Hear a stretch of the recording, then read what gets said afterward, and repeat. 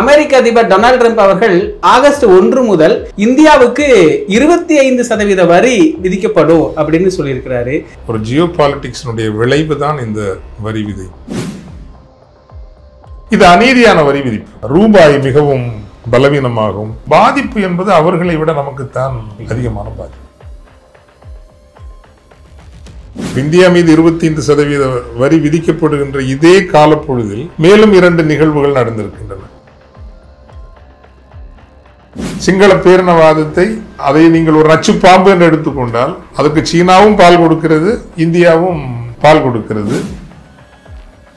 அபராதமும் விதிப்ப அப்படின்னு சொல்றாரு. இது போல ஒரு கொடுமையை 21ஆம் நூற்றாண்டுல நீங்க நினைச்சு பார்க்க முடியாது. ஆனா நடக்குது.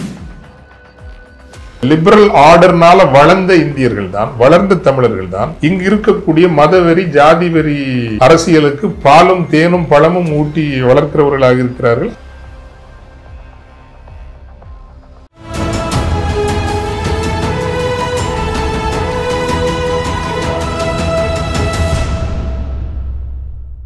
தமிழ் நிறம் நேயர்களுக்கு வணக்கம். மீண்டும் உங்களை சந்திப்பதில் மகிழ்ச்சி.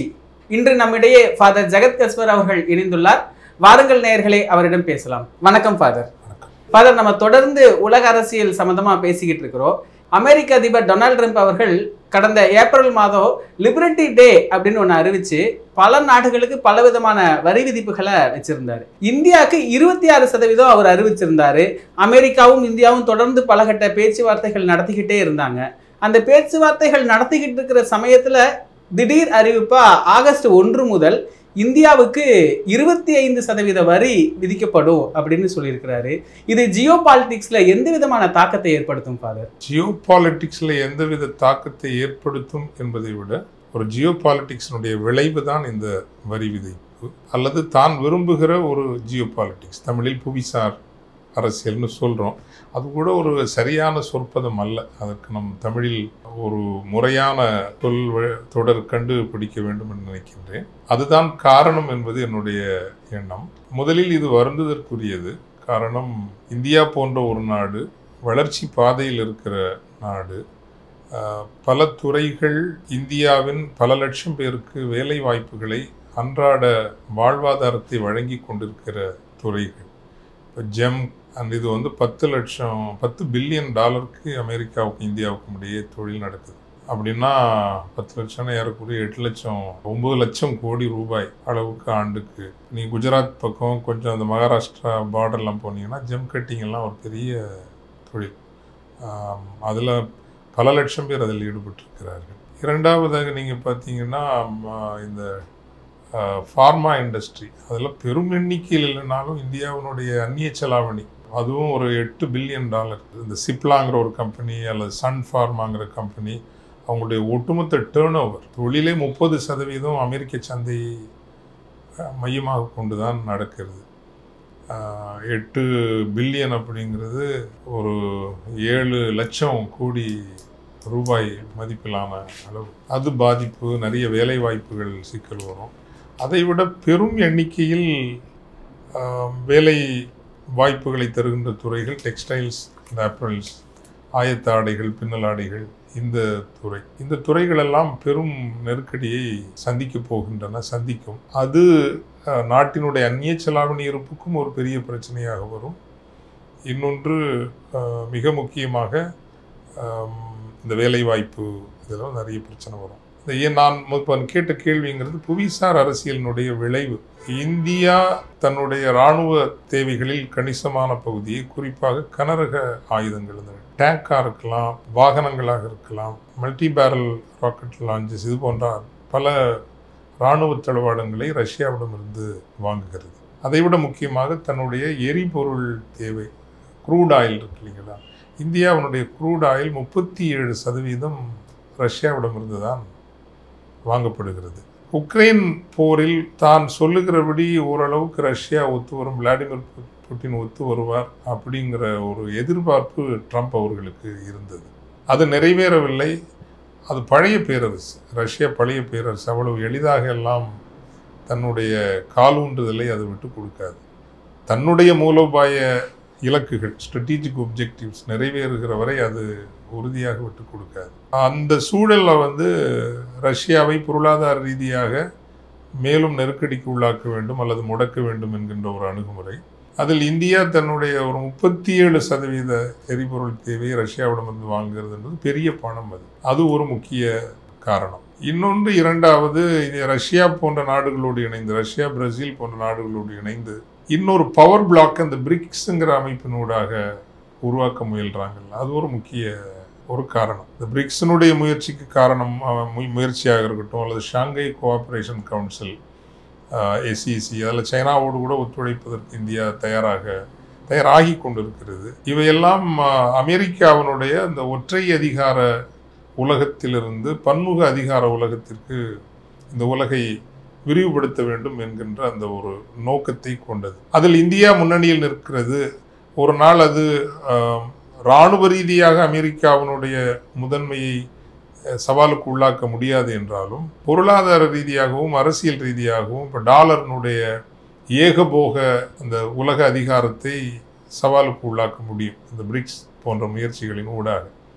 ஸோ இது ஒரு இரிட்டேஷன். மூன்றாவதாக, நீங்கள் ஈரானுடன் இந்தியா கொண்டிருக்கிற உறவு, ரஷ்யாவினுடைய க்ரூட் ஆயிலை ஈரான் வழியாகவும் இந்தியா வாங்குகிறது. ஸோ இதுவும் ஒரு இரிட்டேஷனுக்கு முக்கியமான காரணமாக இருக்கும் என்று நினைக்கிறேன். அதனால் இது புவிசார் தாக்கங்களை எவ்வாறு ஏற்படுத்தும் என்பதை விட புவிசார் அரசியலினுடைய விளைவு தான் இந்த டேரிஃப் அப்படிங்கிறது என்னுடைய எண்ணம். ஆனால் நீங்கள் புவிசார் அரசியலை அதை இன்னும் ஆழமாக புரிந்து கொள்ள வேண்டும் என்றால், இந்த டேரிஃப் இந்தியா மீது 25% வரி விதிக்கப்படுகின்ற இதே காலப்பொழுதில் மேலும் 2 நிகழ்வுகள் நடந்திருக்கின்றன. இது அறிவிக்கப்பட்ட அதே நாள்தான் மிகவும் உயர் தொழில்நுட்பம் கொண்ட ஒரு செயற்கைக்கோளை நாசாவும் நம்முடைய இந்தியாவின் ISROவும் இணைந்து விண்ணுக்கு செலுத்தி இருக்கின்றன. நிசார் என்கின்ற பேரோடு நினைக்கிறேன். அது NASA, ISRO, some aperture satellite,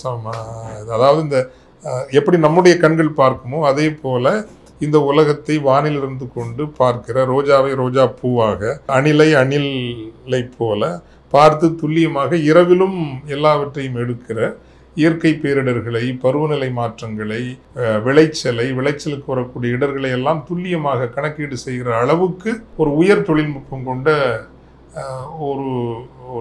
ஒரு வான்கலத்தை நாசாவும் இந்தியாவும் சேர்ந்து அனுப்பியிருக்கிறாங்கப்போ, நீண்டகால சில உறவு இழைகளும் பின்னல்களும் ஆழமாகத்தான் இருக்கின்றன.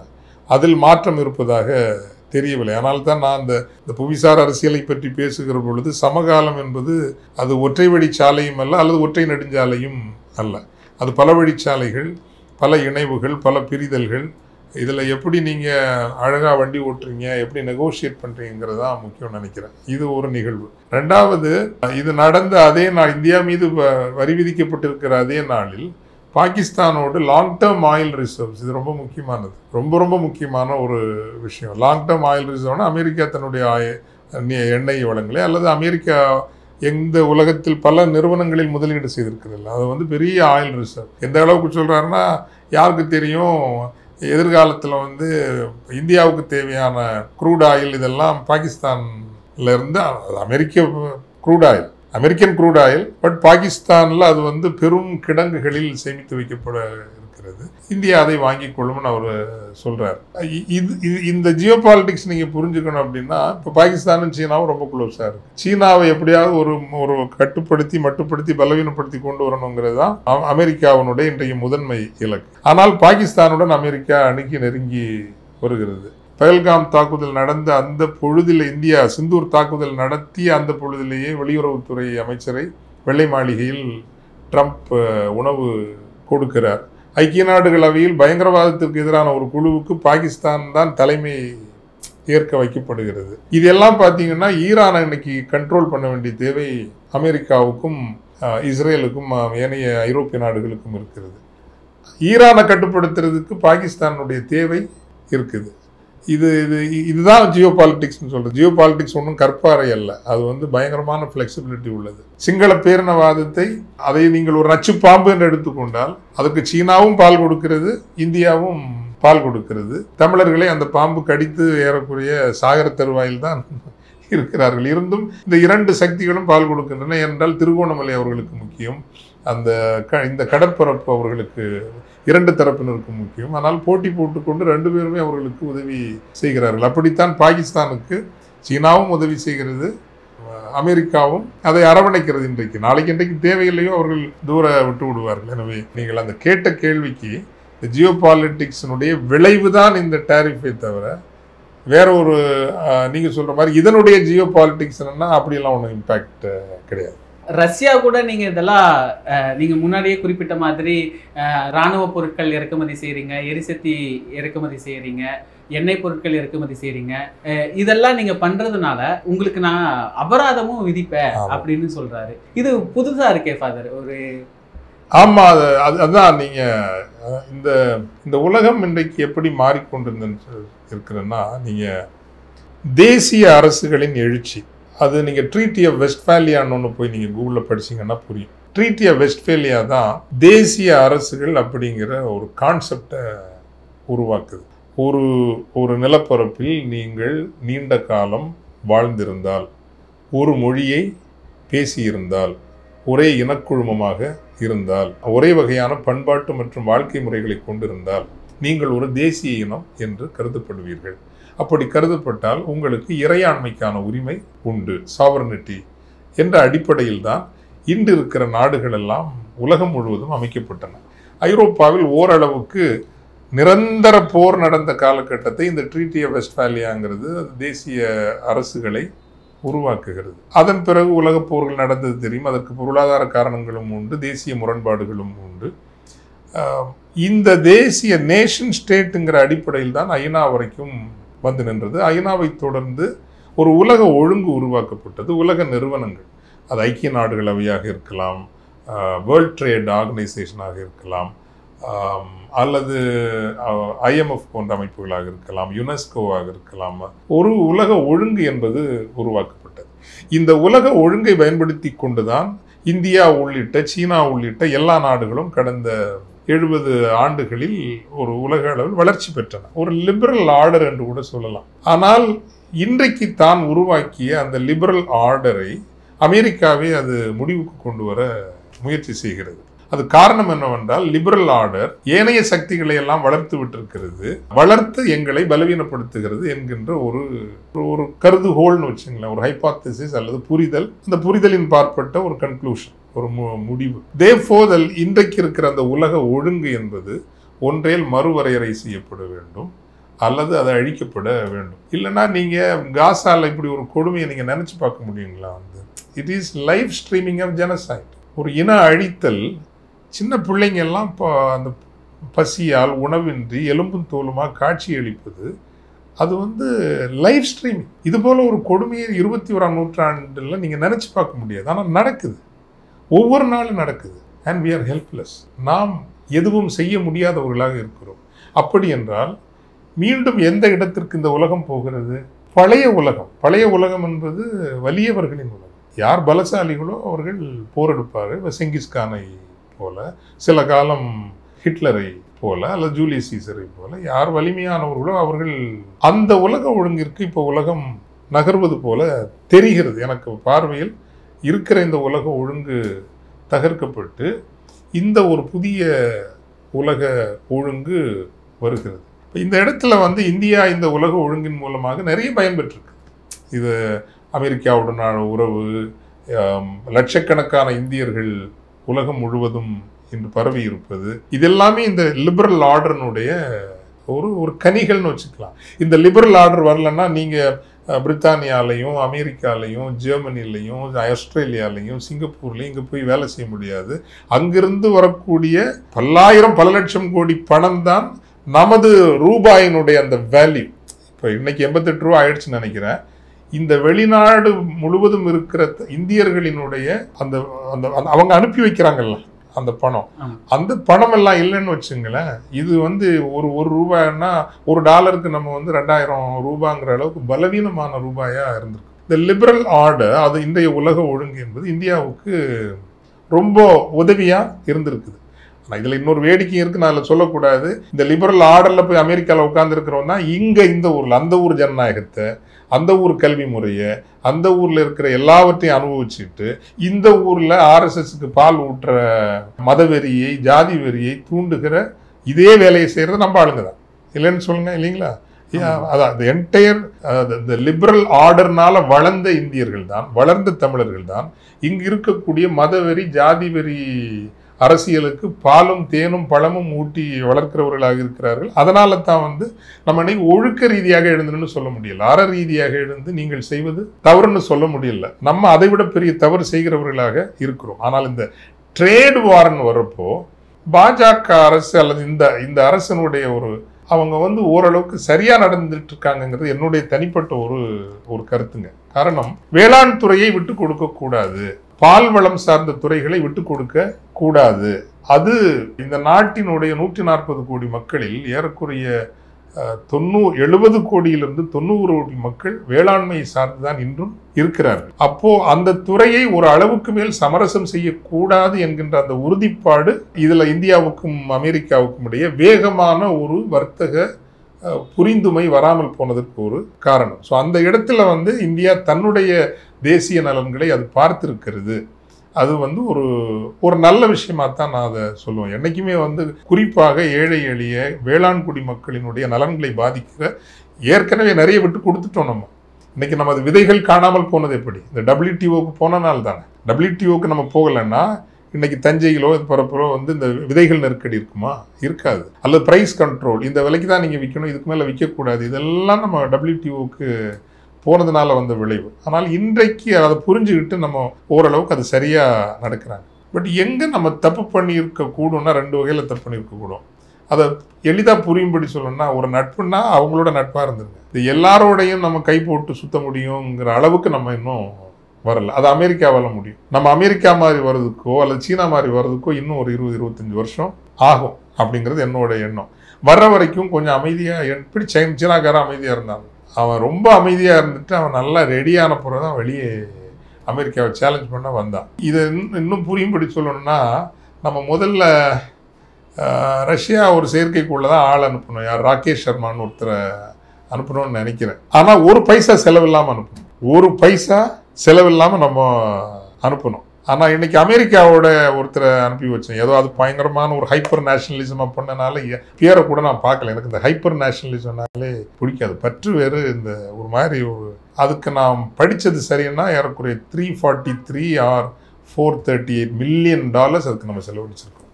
அது சாதாரண பணம் அல்ல, பல ஆயிரம் கோடி ரூபாய். அப்போது ரஷ்யாவுடன் நமக்கு மிக மிக ஆழமான ஒரு நட்புறவு இருந்தது.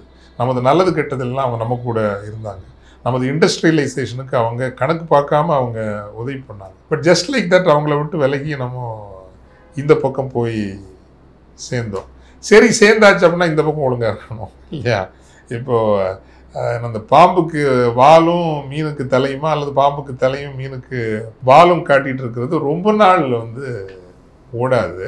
அதுவும் இப்போ பிரிக்ஸ் எல்லாம் சேர்ந்து ஒரு மாற்று பொருளாதாரத்தை உருவாக்குவோம் அப்படின்னு எல்லாம் நம்ம புறப்பட்டு போகிறதுக்கான அளவுக்கு நம்ம இன்னும் வரல. இது என்னுடைய ஒரு கவனப்பாடு. இன்னொன்று நீங்கள் எப்போ ஞாபகம் வச்சுக்கணுங்க, நீங்கள் பார்க்கப்படுகிறீர்கள் எல்லோருமே. இப்போ நான் கவனிக்கப்படவில்லை, நான் விவாதிக்கப்படவில்லை அப்படின்னு நான் நினச்சேன்னா நான் ஒரு முட்டாள். ஒரு பொது வெளிக்கு நீங்கள் வந்து விட்டீர்கள் என்றாலே நீங்கள் கவனிக்கப்படுகிறீர்கள், நீங்கள் பதிவு செய்யப்படுகிறீர்கள், நீங்கள் கண்காணிக்கப்படுகிறீர்கள், நீங்கள் பேசப்படுகிறீர்கள், உங்களுக்கு எதிரானவர்கள் அணிவகுப்பார்கள். இதெல்லாம் தெரிஞ்சுக்கிட்டு தான் நான் பேசணும், தெரியாமன்னா பேசக்கூடாது. இங்கு நடக்கிற இந்த கடந்த 30 ஆண்டுகளில் ஆர்எஸ்எஸ்னுடைய எழுச்சியும் ஆர்எஸ்எஸ்னுடைய செயற்பாடுகளும் அதை ஒட்டி இந்த அதிகார அமைப்புகள் ஆர்எஸ்எஸ்ஸால் கைப்பற்றப்படுவதும், அந்த ஆர்எஸ்எஸ் அமைப்பிற்கு வெறும் மதம் சார்ந்த நோக்கங்கள் அல்ல, அதற்கு ஜியோபொலிட்டிக்கல் அம்பிஷன்ஸ் இருக்குது அப்படிங்கிறது உலக நாடுகள் கணக்கில் எடுத்துக்கொண்டு இருக்கின்றன. நட்பு நாடாக இருந்தாலும் இந்த நிஜார் கொலை விஷயத்தில் அமெரிக்காவும் கனடாவும் ஆஸ்திரேலியாவும் பிரித்தானியாவும் நியூசிலாண்டும் ஏன் ஒன்று சேர்ந்து நின்றன? நீங்கள் எவ்வளவுதான் பெரிய சந்தையாக இருந்தாலும், எவ்வளவுதான் பெரிய நாடாக இருந்தாலும், எங்கள் நாட்டிற்குள் எங்கள் நாட்டு குடிமகனாக இருக்கிற ஒருவரை, அவர் இந்திய வம்சாவளியோ ஆப்பிரிக்க வம்சாவளியோ, கொலை செய்கிற அளவுக்கு வந்தீர்கள் என்றால் அதை நாங்கள் அனுமதிக்க முடியாது. ஸோ இது போல இங்கு நடக்கிற மத வெறி சார்ந்த எல்லா விஷயங்களும் ஒரு 2010 வரைக்கும் அதிகமாக கண்டும் காணாமல் விடப்பட்டன.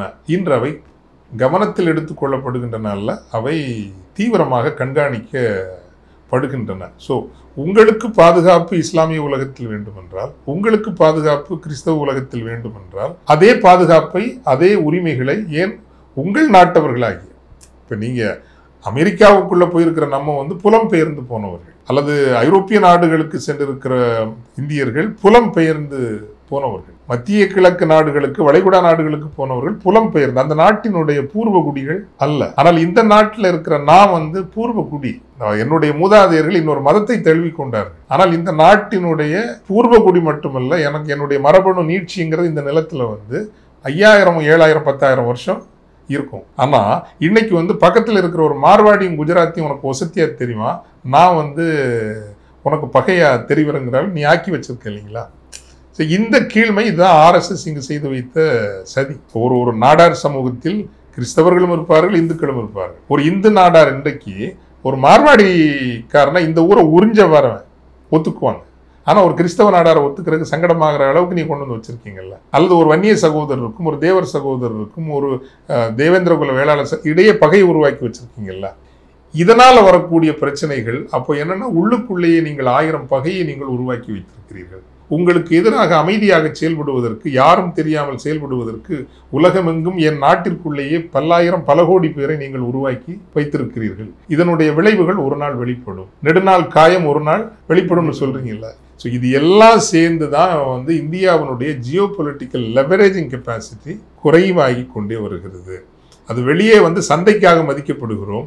ஆனால் உண்மையான ஒரு மகாத்மா காந்தி, ஜவஹர்லால் நேரு எல்லாரையும் அரவணைத்து செல்கிற ஒரு ஜனநாயகம், அதற்கு ஒரு மரியாதை இருந்தது, பெரிய விலை இருந்தது, சாதாரண விலை இல்லை. India is an exemplary democracy. அது ஒரு முன்னுதாரணமான, அது பெர்ஃபெக்ட் ஒரு சொசைட்டியை உருவாக்குதோ இல்லையோ, இடஒதுக்கீடு மூலமாக ப்ரோஆக்டிவ் அண்ட் அஃபர்மேட்டிவ் ப்ரோக்ராம்ஸ் ஊடாக தலித் மக்களையும் வளர்த்து விட வேண்டும், பெண்களையும் வளர்த்து விட வேண்டும், டிரான்ஸ்ஜெண்டர்ஸை வளர்த்து விடணும். அப்படிங்கிற ஒரு ஜனநாயக மதிப்புங்கிறது மிகப்பெரிய அளவில் இருந்தது. ஆனால் இன்று இது ஒரு மதவெறி பிடித்தவர்களின் கட்டுப்பாட்டில் வந்திருக்கிற வெறும் அரசியல் சமூகம் மட்டுமல்ல, அது அதிகார அமைப்பே மதவெறி கொண்டவர்களினுடைய ஒரு அமைப்பாக மாறி இருக்கிறது என்கின்ற புரிதலும் அப்படியான ஒரு வரையறையும், உள்ளுக்குள் வெளியே சந்தைக்காக நம்மை மதிப்பார்கள், உள்ளுக்குள் இவனுங்களா அப்படிங்கிற ஒரு பார்வையைத்தான் உலகம் முழுவதும் உருவாக்கி வைத்திருக்கு. அமெரிக்கா இந்தியா மேல வரி விதிச்சிருக்கிற இந்த நிலையில இதுல பாதிப்பு அமெரிக்கர்களுக்கும் ஏற்படும், அமெரிக்க உட்சந்தையிலையும் அவர்கள் வாங்கக்கூடிய பொருட்களுடைய விலையும் ஏற்படும். அப்ப இந்த வரி விதிப்பு இந்தியாவை தன்னுடைய வர்த்தக ஒப்பந்தத்துக்குள்ளார நிர்பந்திக்கிறதுக்காக தான் இந்த வரி விதிப்பை அமெரிக்கா விதிச்சிருக்கு அப்படின்னு ஒரு கேள்வி இருக்கு. ஆமா, அது எப்படி பார்க்கணும்னா, அமெரிக்கா ஒரு 30 ட்ரில்லியன் எக்கானமி. அது நீங்க அந்த இது கூட சுழியம் கூட போட முடியாது, சைபர் கூட அது போட்டால் அதுவே ஒரு கிலோமீட்டருக்கு நீளமாக இருக்கும். 30 ட்ரில்லியன் 1,00,000 கோடி அப்படிங்கிற மாதிரி போகும். இது போன்ற இப்போ அவர்களுக்கும் இழப்பு உண்டு. இந்த வரி விதிப்பு உயர்வை ஒன்றேல் இங்கு இருக்கிற நமது உற்பத்தியாளர்கள் தாங்கிக் கொள்ள வேண்டும், அல்லது இடைப்பாட்டாளர்கள் தாங்கிக் கொள்ள வேண்டும், அல்லது அரசு தாங்கிக் கொள்ள வேண்டும், அல்லது அமெரிக்காவினுடைய வாடிக்கையாளர்கள் கன்சியூமர்ஸ் தாங்கிக் கொள்ள வேண்டும். அதை தாங்கிக் கொள்ளுகிற ஆற்றல் இன்றைக்கு அமெரிக்காவுக்கு இருக்கிறது. ஆனால் அதன் விளைவுகளை தாங்கிக் கொள்ளுகிற ஆற்றல் நமது சந்தைக்கு முழுமையாக இல்லை என்று தான் நான் சொல்ல முடியும். அந்த அளவுக்கு நம்ம இன்னும் வரல. அதனால் பாதிப்பு என்பது நமக்கு தான். ஆனால் இது அநீதியான வரி விதிப்பு. இப்போது அதில் ஒன்றும் சந்தேகமே இல்லை. ஏன்னா அமெரிக்கா கொண்டு கொட்ட விரும்புகிற பொருட்கள் எல்லாம் ஒரு காலத்தில் தான் அமெரிக்கன் ப்ராடக்ட்னா அது ஒரு பெரிய, இப்போ ஃபோர்டுன்னா ஒரு காலத்தில் பெரிய, பட் இன்னைக்கு ஃபோர்டெல்லாம் சாரி டு சே அதெல்லாம் ஒன்றும் இல்லை. அதை விட இப்போ ஜாப்பனீஸ் இதெல்லாம் எங்கேயோ போயிடுச்சு. இப்போ ஒரு சைனாவினுடைய ஒரு BYE வந்திருக்குது, அதெல்லாம் பிரம்மாதமான பெர்ஃபார்மன்ஸ். ஸோ எக்ஸப்ட் அந்த high and AI, quantum computing, இது போன்ற சில துறைகளும் வேறு சில துறைகளை, service sector, financial services sector, இதை தவிர்த்து உற்பத்தி துறையில் அமெரிக்காவை கடந்து வேறு பல நாடுகள், ஏன்னா இந்தியா உட்பட பல ப்ராடக்ட்ஸில் நம்ம வேறு லெவலுக்கு போயிட்டு இருக்கிறோம். ஸோ அதனால் இது அநீதியான ஒரு வரி விதிப்பு தான்.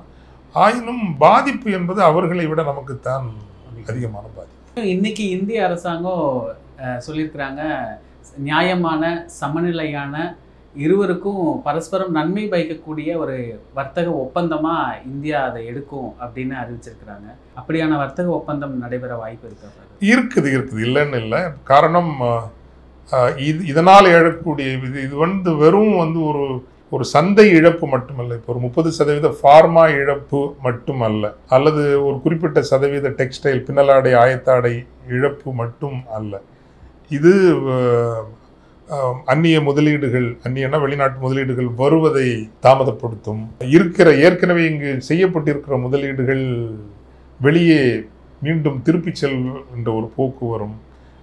ரூபாய் மிகவும் பலவீனமாகும். ஸோ இது மீண்டும் சொல்வது இந்த ஒரு ஒற்றை வழி பாதை அல்ல. இது பல இடர்பாடுகளோடு தொடர்புடையது என்பதால் ஏதோ ஒரு புரிந்துமைக்கு வருவதற்குத்தான் இந்திய அரசு முயற்சி செய்யும். அமெரிக்காவும் அதை விரும்பும். அது இப்படியே, ஏன்னா முதல்ல 100% டேக்ஸ் வித் சைனான்னு அறிவிச்சாரு.